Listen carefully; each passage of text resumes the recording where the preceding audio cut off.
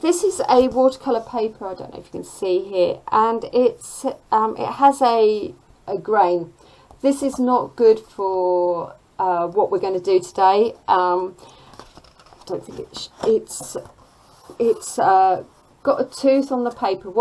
For what we're going to do, we need to be able to slush the paper, slush the watercolour around and get a nice smooth effect, because we're trying to get that spiral effect. So I'm actually using a multimedia paper, and this is paper that's good for acrylic and watercolour, and I've pre-divided it up, and I've divided it up because I want to show you two different ways to deal with these photos. So here I've got my watercolour set that you've seen before, and I've got a spritzer bottle. And one of the things that's good for watercolours is if you spritz them before you start, it just makes it easier to get the pigments before you do anything with them. So that's a tip to start with. I've got an old flannel as it is, but a cloth is good for wiping off your brushes. Now I put on the material list that I was going to use a 10 round brush. So this is my 10 round. It's getting a bit old now, so it's less pointed than it was. So you can see, but compared to my finger, it's almost finger sized. And I'm using a piece of paper that's A4. Right, whoever's dog that is, please can you put yourself on mute? Thank you. If you haven't got a brush this big, something like a 6 round would be good to use today. And then of course I've got a pot of water here. So looking at the picture that's overhead, one of the things you can do, I'm going to paint there so you can see it. I wouldn't recommend putting your paints on the paper. It's just so that you can see what I'm doing at the same time. I'm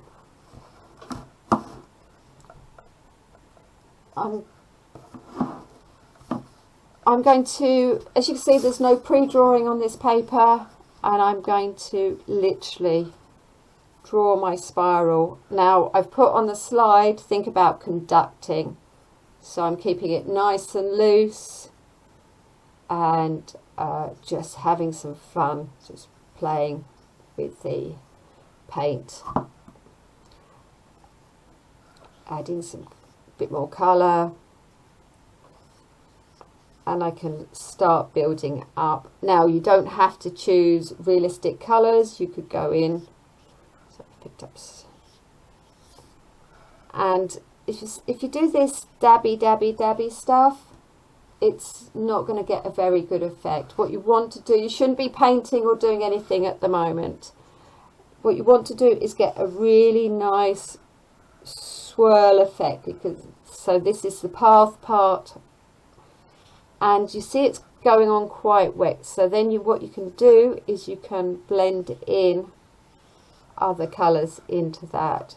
Once leave it to dry a little bit, so maybe work on a different area, could start adding some details into a different area of the whatever you're painting.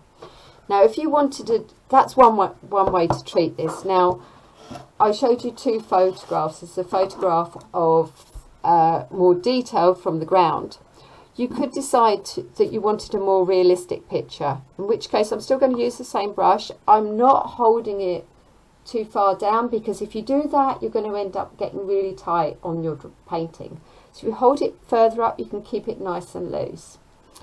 So a little bit of water, and again I'm going to start with my green, and I'm looking at that green of the swirl, of the spiral there, and I'm just painting directly.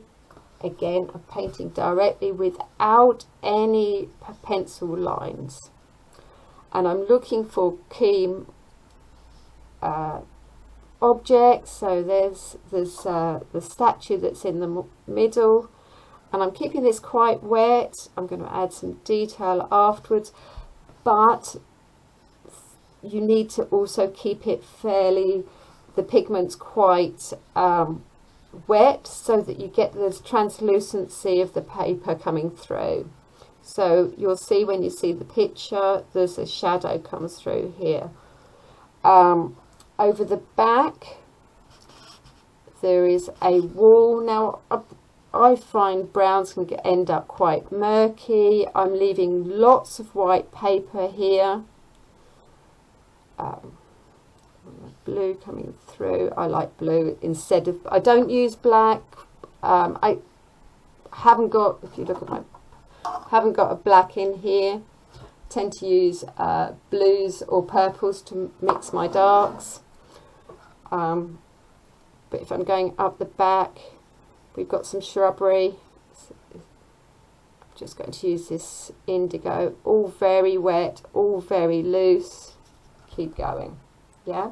And I'm starting to build it up. Can you see what I'm doing? Yeah?